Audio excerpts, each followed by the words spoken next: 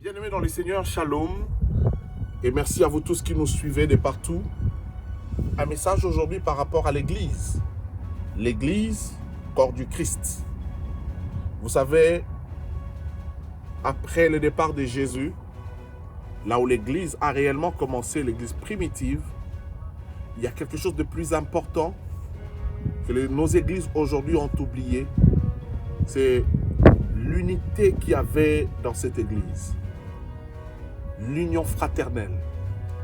La Bible déclare qu'ils étaient tous unis et ils étaient en train de partager ce qu'ils avaient. Cet amour véritable, c'est ce que nous désirons vivre dans nos églises. Les frères et sœurs qui vivent en communion fraternelle. Les frères et sœurs qui sont unis dans la prière. Nous ne voulons pas de partage dans l'église. Ceux qui sont d'un côté et ceux-là de l'autre. Nous ne voulons pas ceux qui soutiennent tel pasteur et tel autre qui soutiennent tel.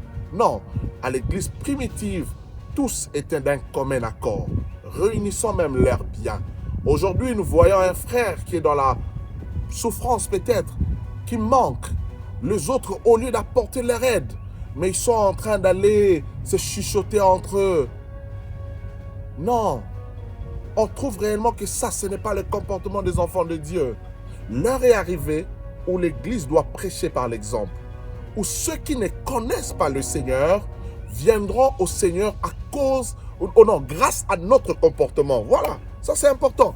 Ceux qui ne connaissent pas le Seigneur, mais ils viennent au Seigneur parce qu'ils ont trouvé en nous des caractères, des valeurs qui reflètent réellement la personne de Jésus-Christ.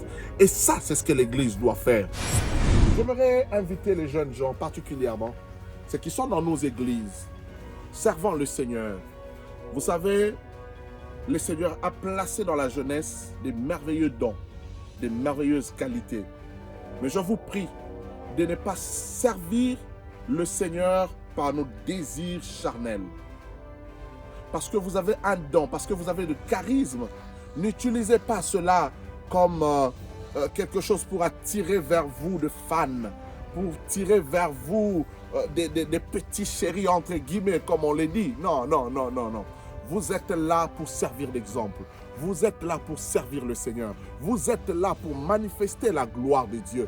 Aujourd'hui, pourquoi dans nos églises, nous ne sentons plus cette vigueur, cette force de la foi? C'est pourquoi nous ne sentons plus cette chaleur de l'esprit. Pourquoi? Parce que beaucoup de fois, nous travaillons sous les sentiments charnels. Mais laissez-vous traîner par le vent de l'esprit. Et vous verrez ce que le Seigneur a le pouvoir d'accomplir.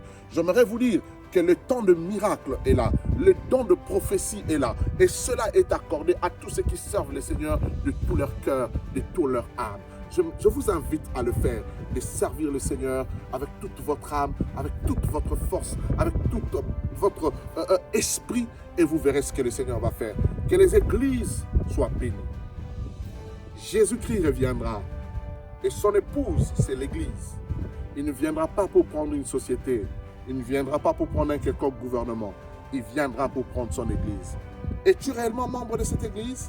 Es-tu réellement membre du corps du Christ? C'est la question que je te pose et tu as la réponse. Que le Seigneur te bénisse et le moment est venu pour nous de revenir à l'église, de revenir au Seigneur et d'être réellement de vrais chrétiens. Que le Seigneur vous bénisse et partout où vous suivez. Soyez bénis.